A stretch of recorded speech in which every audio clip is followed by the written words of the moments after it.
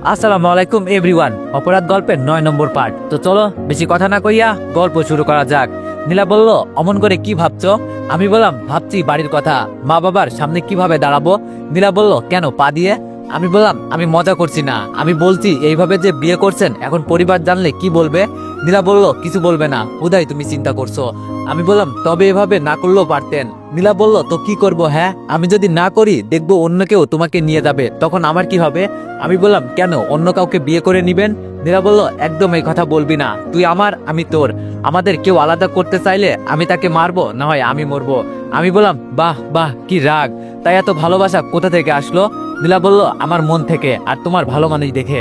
আমি বললাম, কিন্তু আমি তো আপনাকে ভালোবাসি না। নীলা বলল, তুই না বাসলে কি হবে, আমি তো ভালোবাসি। আমার ভালোবাসা কি করে আদায় করতে হয় সেটা আমি ভালো করেই পারি। আমি বললাম, ওমা তাই? নীলা বলল, তবে অন্য কোনো মেয়ের দিকে তাকালে তোর খবর আছে। আমি বললাম, কোন চ্যানেলে? নীলা বলল, ঘরের চ্যানেলে। এই গাড়ি থামাও, এটা বলতেই ড্রাইভার গাড়ি থামালো। আমি বললাম, গাড়ি কেন থামালে? নীলা বলল, আমরা ঘুরবো আজ পুরো দিন, এই তোমরা চলে যাও।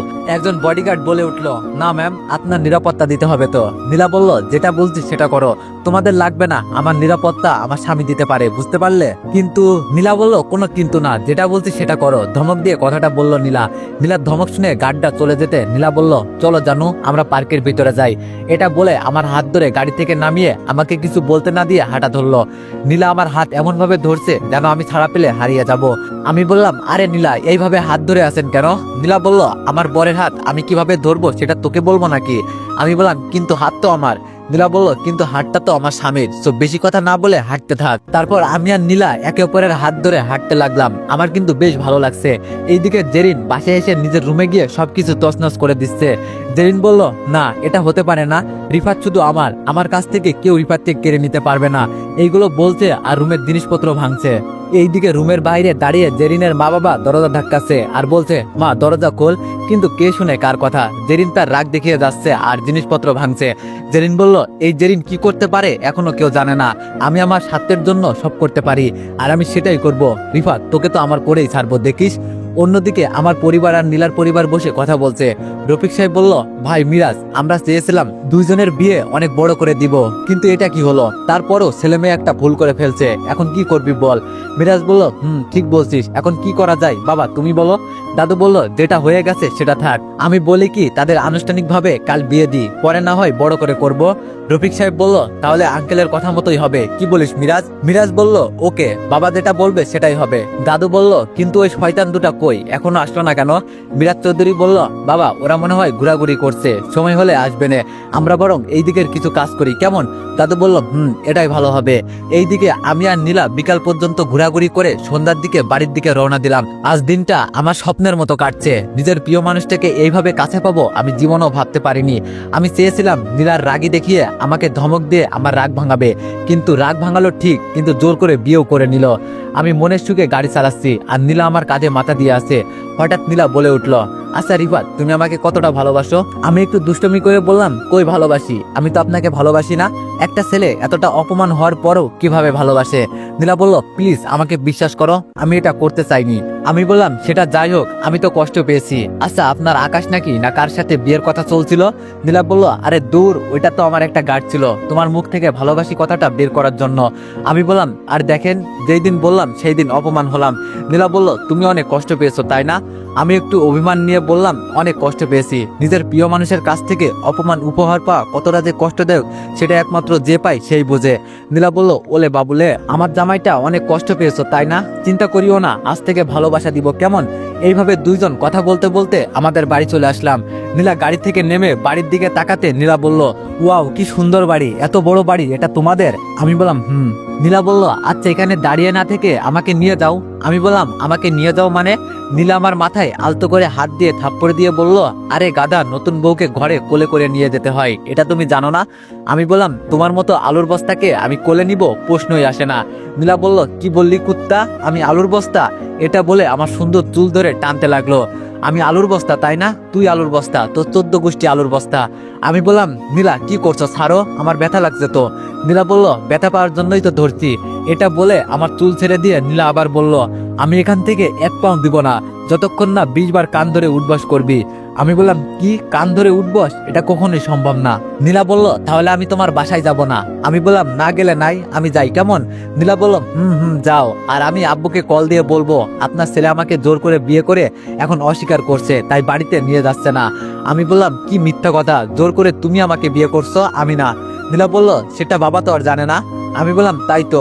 নীলা বলল এখন যদি এই কথা বলি তখন তোমার কি হবে একটু ভাবো, তাই বলছি সুন্দর করে কান ধরে উঠবস করে তারপর আমাকে নিয়ে যাও, দেখো এখন কেউ নাই, এটাই সুযোগ। আমি মনে মনে বললাম আল্লাহ, এ কোন মেয়ের পাল্লায় পড়লাম, যেই মেয়ে গলায় ঝুলছে, কিছু বলতে গেলেই রাগ দেখায় আর কিছু বলতে গেলে ব্ল্যাকমেল করে, এই মেয়ে আমার জীবন তেনা তেনা করবো। আমি বললাম না না তা আর লাগবে না। তারপর আশেপাশে তাকিয়ে নিজের ইচ্ছা না থাকার পরেও কান ধরে উঠবস করতে লাগলাম।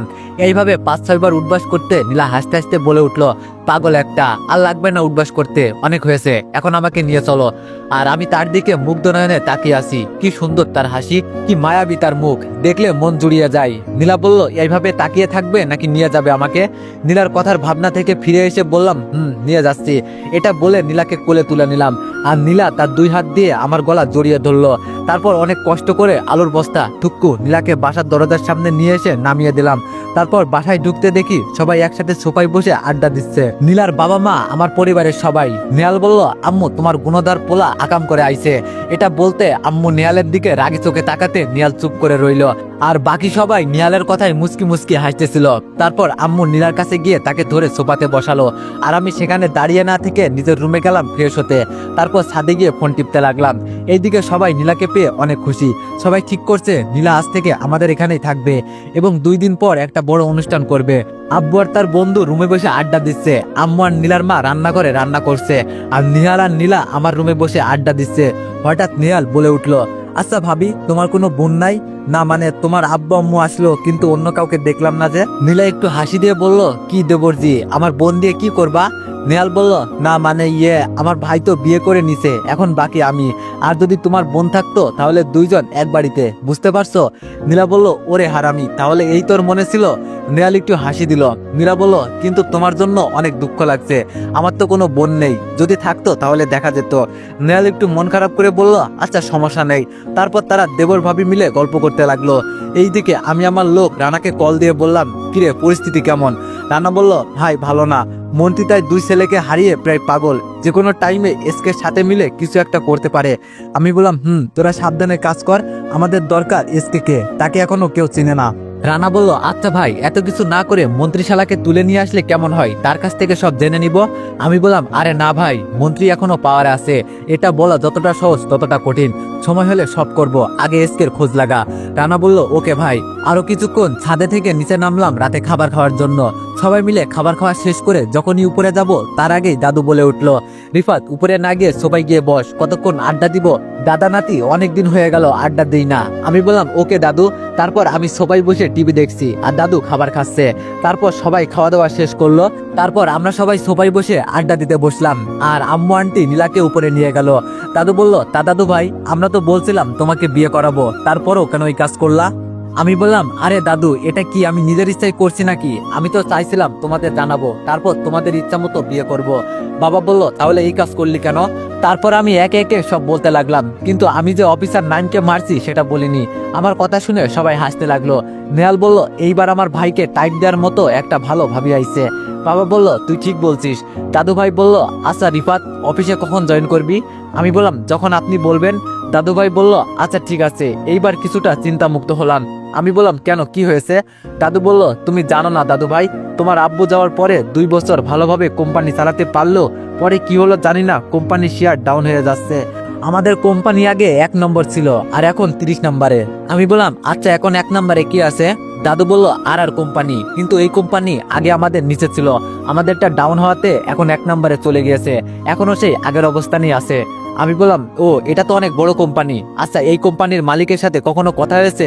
দাদু বলল, না, এই কোম্পানির ওনারকে কেউ দেখেনি। আমি বললাম, ও আচ্ছা দাদু, বাবাকে বাড়ি থেকে কেন বের করা হয়েছিল এটা কিন্তু বাবা মাকে বলেনি, অনেক জানতে চেয়েছিলাম। দাদু একটা দীর্ঘ নিঃশ্বাস ফেলে বলল, আমি বলছি। তারপর দাদু বলতে শুরু করলো, আমি আর তোর বাবা অনেক পরিশ্রম করে আমাদের কোম্পানিটা একটা সময় গিয়ে আমাদের কোম্পানি দেশের টপ কোম্পানি হয়ে গেল।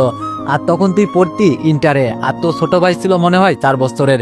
তোর আব্বু গিয়েছিল ঢাকাতে একটা জরুরি মিটিং করতে, আমারও যাওয়ার কথা ছিল, কিন্তু আমার অসুস্থতার জন্য আমি যেতে পারিনি। তোর বাবার সেখান থেকে আসার কথা ছিল পরের দিন, কিন্তু তোর বাবা পরের দিন আর আসলো না।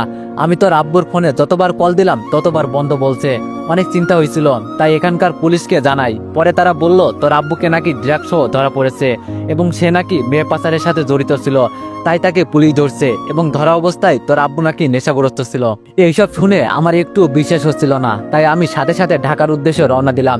সেখানকার থানাতে গিয়ে দেখি আসলে সত্যি তোর আব্বু নেশা করছে এবং জেলের এক কোণায় বসে আবুল তাবুল বকছে। অনেক রাগ হচ্ছিল নিজের মধ্যে, রাগ কন্ট্রোল করে তোর আব্বুকে জেল থেকে ছাড়িয়ে নিয়ে বাড়িতে আসলাম। তার পরের দিন রাগের মাথায় অনেক কিছু বললাম। তোর আব্বু আমাকে কিছু বলতে চাইছিল, বাট আমি শুনিনি। পরে রাগের মাথায় বলে দিলাম তুই আমার বাড়ি থেকে বের হয়ে যা। এটা বলতে তোর আব্বু আর কিছু না বলে বাড়ি থেকে বের হয়ে যেতে লাগলো। তখন তোর আম্মু আর তুই বলছিলি যেই বাড়িতে আমার বাবার জায়গা নেই সেখানে আমরাও থাকবো না। তারপর তোরা বাড়ি থেকে বের হয়ে চলে গেলি, কিন্তু পরে তোদের অনেক খুঁজি কিন্তু পাইনি। একদিন তো তোর আব্বুকে দেখছিলাম, কিন্তু আমার সাথে কথা বলেনি। তারপর অনেক চেষ্টা করলাম, তারপরও তোদের পাইনি। আমি বললাম আচ্ছা বাবা, এখন তুমি বলো কি হয়েছিল সেই দিন। বাবা বলল আমি গিয়েছিলাম মিটিং করতে, মিটিং শেষে ডিল আমরা পাই। পরে একটা পার্টির আয়োজন করে, সেখানে আমাকে যেতে বলছে আর আমি না করে দিলাম, কিন্তু তারা অনেক জোরাজোরি করে আমাকে পার্টিতে নিয়ে যায়। সেখানে গিয়ে কিছুক্ষণ থাকতে একটা ওয়েটার শরবত নিয়ে আসলো আর আমি খেলাম। এরপর আর কিছু মনে নেই। আমি বললাম আচ্ছা বাবা, কোম্পানির নাম কি ছিল? বাবা বলল আর আর। আমি বললাম ও আচ্ছা। দাদু বলল আচ্ছা তোর অ্যাক্সিডেন্ট কখন হলো মিরাজ? বাবা বলল 1 বছর আগে, আমি আর রফিক বন্ধুদের সাথে আড্ডা দিয়ে আসার সময় হয়েছিল। তখন আমি বলে উঠলাম এটা অ্যাক্সিডেন্ট না বাবা, আর আঙ্কেলকে মারার প্ল্যান ছিল। আমার এই কথা শুনে বাবা অবাক হয়ে বলে উঠলো তুই কেমনে জানিস? তারপর আমি একে একে সব বলতে লাগলাম। আমার কথা শুনে বাবা বলে উঠলো কি আর করব, ওর তো কিছুই করতে পারবো না আমরা। দাদু বলল এটা শুনে আমি একটা মুচকে হাসি দিলাম। তখন দাদু বলে উঠলো রিপাত এইবার রুমে যাও, বৌমা অপেক্ষা করছে। আমি বললাম দাদু আর একটু থাকি। দাদু বলল না, অনেক রাত হয়ে গিয়েছে, থাকতে হবে না। তারপর এক ধরনের জোর করেই আমাকে সেখান থেকে পাঠিয়ে দিল। এখন দাঁড়িয়ে আছি নিজের রুমের সামনে, ভিতরে যেতে ভয় করছে, কারণ আজ থেকে এখানে একটা বড় গুন্ডি থাকবে। আমি বুকে এক বালতি সাহস নিয়ে রুমে ঢুকে দেখি বউ আমার বিছানায় বসে আছে। আমার উপস্থিতি টের পেয়ে নীলা বিছানা থেকে নেমে কোমরের শাড়ি গুজে কি যেন খুঁজতে লাগলো। আমি তো মনে করছি বউ আমাকে সালাম করতে আসছে, কিন্তু সে তো কিছু খুঁজতেছে। আমি বললাম নীলা কিছু কি খুঁজতেছো? নীলা বলল আমি ঝাড়ু খুঁজতেছি। আমি বললাম ওই তো আলমারির উপরে আছে। নীলা ধন্যবাদ দিয়ে আলমারির উপর থেকে ঝাড়ু নিয়ে আমার সামনে এসে কিছু না বলে একটা বাড়ি দিল। আমি বললাম ও মা গো, মারছো কেন? কি দোষ করছি? মনে মনে বললাম একেই বলে নিজের পায়ে নিজে কুড়াল মারা। যদি জানতাম ঝাড়ু আমাকে মারার জন্য খুঁজতেছে তাহলে জীবনেও বলতাম না। নীলা একটু রাগী গলায় বলল কি দোষ করছো মানে? কয়টা বাজে? এটা কি তোমার রুমে আসার সময়? আমি বললাম সবাই মিলে আড্ডা দিতে দেরি হয়ে গেল। নীলা বলল তো আসলি কেন? সেখানে আড্ডা দিতি। আমি বললাম যা, এখানে আড্ডা দিলে তুমি বুঝি আমায় পাবে না, তাই তো চলে আসলাম। নীলা বলল আইসে দরদ দেখাইতে। আমি বললাম আচ্ছা সরি, আর এমন করবো না। নীলার হাত ধরে বললাম কথাটা। নীলা বলল ওই ছাড় আমাকে, আমার হাত ধরবি না। এটা বলে এক ঝাটকা দিয়ে আমার হাত ছড়িয়ে নিল নীলা, আর বলল আগে দেরি করে আসার জন্য শাস্তি পেতে হবে, তারপর আমার হাত ধরবি। আমি বললাম কিসের শাস্তি? নীলা বলল কান ধরে 20 বার উঠবস করবি, তারপর আমাকে ধরবি। আমি বললাম একটু বেশি হয়ে গেল না, আর একটু কম করলে হয় না? নীলা বলল না, এটা কম হয়েছে, এইবার 50 বার কান ধরে উঠবাস করবি। আমি বললাম নীলা বলল জানো, যেটা বলছে সেটা করো। কি আর করব, আমার হিটলার বউ কইছে আর না করে থাকতে পারি, তাই আমি আমার এক হাত দিয়ে আমার কান ধরলাম আর এক হাত দিয়ে নীলার কান ধরলাম। নীলা বলল এটা কি হলো, তুমি আমার কান ধরলা কেন? আমি বললাম ওমা, তুমি এখন আমার বউ, আর স্বামী স্ত্রী হচ্ছে একে অপরের পরিপূরক, তাই আমরা একসাথে উঠবস করলে তাড়াতাড়ি হয়ে যাবে। নীলা বলল তুমি সত্যি একটা ফাজিল ছেলে, আজকে একটা স্পেশাল রাত বলে বেঁচে গেলে, আর যদি এমন হয় তারপর তোমার খবর আছে। আমি বললাম ওকে বস। আচ্ছা এখন যদি অনুমতি পাই তাহলে দুইজন কি 2 রাকাত নামাজ পড়তে পারি? নীলা বলল কেন নয়, চলো অজু বানিয়ে আসি। তারপর দুইজন অজু করে এসে 2 রাকাত নামাজ পড়ে পরবর্তী পথ তোলার জন্য দোয়া করলাম। নীলা আমার বুকে মাথা রেখে শুয়ে আছে। নীলা বলল রিফাত শোনো। আমি বললাম বলো। নীলা বলল আমার একটা বেবি লাগবে। আমি বললাম ও তা বেবি কেন লাগবে, তুমি নিজেই তো একটা বাচ্চা। নীলা বলল কি বললি, আমি বাচ্চা? দাঁড়া, এই বাচ্চা কি করতে পারে দেখাচ্ছে। এটা বলে নীলা আমার পেটের উপর চড়ে বসলো। নীলা বলল আমি বাচ্চা হলে আমার সাথে প্রেম করলি কেন, বিয়ে করলি কেন? আমি বললাম আমি মনে হয় নিজে থেকে তোমার কাছে গিয়েছি, তুমি তো জোর করে প্রেম বিয়ে সব করলে। নীলা বলল আচ্ছা সবকিছু যখন জোর করে করছি তাহলে আর জোর করেই তোর ইজ্জতটা লুটপাট করবো। আমি বললাম এই না না এটা করিও না, আমি কিন্তু পোলা নির্যাতনের মামলা দিমু কইলাম। নীলা বলল তোর যেটা ইচ্ছা সেটা করিস, এখন আমাকে আমার কাজ করতে দে। এই বলে নীলা আমার ঠোঁটের উপর হামলা করলো। আমি প্রথমে নিজেকে ছাড়তে চাইলেও পরে আর ছাড়লাম না। এর পরের গুলো আপনারা নিজেরা বিয়ে করে জেনে নিয়েন। সকালবেলায় নীলা আমার বুকে মাথা গুজে আষ্টে পিষ্টে জড়িয়ে ধরে চোখ বন্ধ করে আছে। এমন সময় আমার ফোনটা বেজে উঠলো। আমি গভীর ঘুমে থাকাতে নীলা আমাকে না ডেকে সে ফোন ধরতে মেয়ে কণ্ঠে বলে উঠলো গুড মর্নিং। নীলা বলল গুড মর্নিং টু। কে আপনি আর রিফাতকে কিভাবে চিনেন? মেয়েটি বলল কে মানে? আমি রিফাতের হবু বউ। রিফাত কোথায়? তাকে দিন। নীলা বলল রিফাত তো আমার বুকে শুয়ে আছে। মেয়েটি বলল আপনার বুকে মানে? নীলা বলল আমার স্বামী আমার বুকে তো থাকবে। মেয়েটি বলল স্বামী মানে? রিফাত বিয়ে করলো কখন? নীলা বলল কালকে হয়েছে। মেয়েটি বলল না আমি এটা বিশ্বাস করি না, রিফাত এই কাজ করতে পারে না, আপনি রিফাতকে ফোনটা দিন। এইদিকে আমি নীলার কথার আওয়াজে জেগে গেলাম। আমি বললাম কি হয়েছে, ফোনে কার সাথে কথা বলতেছো? নীলা বলল কে জানি তোমাকে বলতে সে নাকি তোমার হবু বউ। আমি বললাম কই আমাকে দাও আমি কথা বলি। নীলা বলল এই যে আপনার সাথে রিফাত কথা বলবে, নেন কথা বলেন। তারপর আমি নীলার হাত থেকে ফোনটা নিয়ে হ্যালো কে বলছেন? মেয়েটি বলল আমি জেরিন বলছি, তুমি নাকি বিয়ে করছো আর আমি জানি না। আমি বললাম ও জেরিন তুই? আমি বিয়ে করছি। জেরিন বলল ও কাকে করছো? আমি বললাম নীলাকে। জেরিন এই কথা শুনে রাগে ফোনটা আছাড় দিয়ে ভেঙে ফেললো। জেরিন বলল না এটা সম্ভব না, এত কিছু করার পরেও ওই মেয়েকে কিভাবে বিয়ে করলো রিফাত? নীলা তুই আমার জানকে বিয়ে করছোস, আমার কাছ থেকে কেড়ে নিছোস, কিন্তু তোকে আমি কিছুতে সুখে থাকতে দিব না। আমি যে করেই হোক রিফাতকে আমার করে নিব। জেরিন আরো অনেক কিছু বলতে লাগলো। এইদিকে আমি হ্যালো হ্যালো বলেই যাচ্ছি, কিন্তু ফোন কেটে গেল। আমি ফোন রাখতেই নীলা আমার দিকে রাগি মুডে তাকিয়ে বলল জেরিন তোকে হবু স্বামী বললো কেন? আমি বললাম আরে বন্ধু তাই দুষ্টামি করছিল। নীলা বলল তোকে ওর সাথে কথা বলতে মানা করছিলাম না, তারপরও কথা বললি কেন? আমি বললাম সরি আর বলবো না। নীলা বলল রাখ তো সরি, তুই আমার সাথে আর কথা বলবি না। এটা বলে নীলা যখনই ওয়াশরুমের দিকে যাবে তখনই আমি নীলার হাত ধরে টান দিয়ে আমার কাছে নিয়ে আসলাম। নীলা বলল ওই কুত্তা তুই আমাকে ধরলি কেন? ছাড় আমাকে ছাড় বলছি। আমি বললাম এত সুন্দর বউকে না ধরে পারি বলো? নীলা বলল একদম ফ্ল্যাট করবি না বলে দিলাম। আমি বললাম সরি বললাম তো, আর ওর সাথে কথা বলবো না। নীলা বলল কথা না, তুই ওর আশেপাশেও যাবি না। আমি বললাম আচ্ছা যাব না, কিন্তু কেন সেটা বলবা? নীলা বলল জেরিন তোমাকে পছন্দ করে, সেটা তোমাকে অফিসে অপমান করার পরে রিজাইন দেওয়ার সময় বলে গেল। আমি বললাম ও আচ্ছা এই ব্যাপার, আচ্ছা যাও আর বলবো না। নীলা বলল ধন্যবাদ আমার কিউট জামাই, আচ্ছা এখন ছাড়ো ফ্রেশ হতে হবে। আমি বললাম না ছাড়বো না, ধরছি যখন। নীলা বলল একদম শয়তানি করবা না বলে দিলাম, দেরি হচ্ছে খাবার বানাতে হবে, ছাড়ো। আমি বললাম এটা বললে তো হবে না, কাছে যখন পেয়েছি রাতের প্রতিশোধ নিব, এটা বলে নীলার ঠোঁট আলতো করে আমার দখলে করে নিলাম। তখনই দরজা ধাক্কা দিয়ে ছোট ভাই বলল ভাইয়া আর কত ঘুমাবি? ভাবি ওঠো, সকাল হয়ে গিয়েছে, আম্মু খাবার খেতে ডাকছে। নেয়ালের ডাক শুনে নীলাকে ছেড়ে দিতে এই পোলার জন্য শান্তি মতো থাকতে পারবো না। নীলা বলল এখানে আমার দেবরকে কিছু বলবে না, সব দোষ তোমার, তোমার জন্য দেরি হয়ে গিয়েছে। আমি বললাম আচ্ছা দেরি যখন হচ্ছে চলো দুইজন একসাথে ফ্রেশ হবো। এটা বলে নীলাকে কোলে করে ফ্রেশ হতে চলে গেলাম। দুইজন একসাথে ফ্রেশ হয়ে রেডি হয়ে নিচে আসলাম খাবার খেতে। সবাই মিলে হাসি মজা করে নাস্তা করে আমি রুমে চলে আসলাম, আর নীলা আম্মুর কাজে হাত বাড়িয়ে দিতেছে। আমি রুমে এসে ফোন টিপছি, এমন সময় একটা কল আসলো। আমি কল ধরে বললাম আসসালামু আলাইকুম স্যার। স্যার বলল ওয়ালাইকুম আসসালাম, কেমন কাটলো বিয়ের রাত? আমি স্যারের এমন কথা শুনে একটু অবাক প্লাস লজ্জা পেলাম। স্যার বলল থাক আর লজ্জা পেতে হবে না, তোমাকে একটা কথা বলার জন্য ফোন দিয়েছি। আমি বললাম জি স্যার বলেন। স্যার বলল যদিও কেমনে বলবো ভেবে পাচ্ছি না, তারপরও বলছি তোমাকে আমার সাথে জরুরিভাবে দেখা করতে হবে। আমি বললাম আরে এমন ভাবে বলছেন কেন, আপনি আমার স্যার, আমাকে আদেশ করুন, শুধু কোথায় আসতে হবে? স্যার বলল এই জায়গায় সকাল 10টার ভিতরে চলে আসো। আমি বললাম ওকে স্যার আমি এখনই বের হচ্ছি, সাথে কি কাউকে আনবো? স্যার বলল না কাউকে না, তুমি আসো। আমি বললাম ওকে স্যার, এই বলে ফোন কেটে দিয়ে বের হয়ে গেলাম। সবার থেকে বিদায় নিয়ে স্যারের দেওয়ার ঠিকানার উদ্দেশ্যে বের হয়ে পড়লাম। এইদিকে রহমান বলল এসকে কি ভাবছো, আমার কিছু আর সহ্য হচ্ছে না। এসকে বলল আরে রহমান এত উতলা হলে হবে না, একটু সময় নিয়ে পরিস্থিতি ঠান্ডা হোক। রহমান বলল উতলা হব না, আমার দুই ছেলেকে ওই কুত্তা মেরে ফেলছে, আর তুই বলছিস মাথা ঠান্ডা করতে। এসকে বলল দেখ তোর শুধু ছেলে মরছে আর আমার কোটি কোটি টাকা লস হয়েছে, আমি এখন ব্যবসাও করতে পারছি না। ছেলেটা খুব চালাক, শালাকে জালে ফেলে মারবো, শুধু সময়ের অপেক্ষা। রহমান বলল তুই এত বড় একজন। এসকে বলল দেখ ভুলেও আমার নাম বা পরিচয় বলবি না, এখানে দেয়ালেরও কান আছে, আর আমি যত বড় কিছু হই না কেন শালা একটু পাকা খেলোয়াড়, কোথা থেকে কি করবে তুই টেরও পাবি না। রহমান বলল তোর কথা তোর কাছে রাখ, তোর কথা মতো চলতে গেলে হয়তো দেখবো আমি নিজেই উপরে চলে যাব। থাক তোকে আর কিছু করতে হবে না, যা করার আমি করব। আজ কিছু মাল আর বিদেশ থেকে স্পেশাল ফোর্স নিয়ে আসতেছি, আগে ওই হালাকে, তারপর থেকে আমার রাজত্ব হবে এই দেশে। এটা বলে রহমান রাগ দেখিয়ে হনহন করে চলে গেল। তার চলে যাওয়ার দিকে তাকিয়ে এসকে একটা মুচকে হাসি দিয়ে বলল, এটাও গেল তাহলে। তুই হয়তো ওই রিফাত মালকে চিনিস না, তাই এমন করছিস। কর, আমার সমস্যা নেই। এখন থেকে সবকিছু আমার, আগাও খাবো গুড়াও খাবো। এই কয়দিন ব্যবসাতে লস গেলে সমস্যা নেই। এইদিকে আমি স্যারের দেওয়ার ঠিকানায় পৌঁছে গেলাম। সেখানে গিয়ে দেখি স্যার বসে আছে। আচ্ছা, আমি স্যার স্যার বলছি কেন, তার পরিচয় কি? আচ্ছা, এখন আমি বলি। তো এভরিওয়ান, নেক্সট পার্টের জন্য অপেক্ষা করো। আর সবাই 500+ কমেন্ট করে দিও। ধন্যবাদ।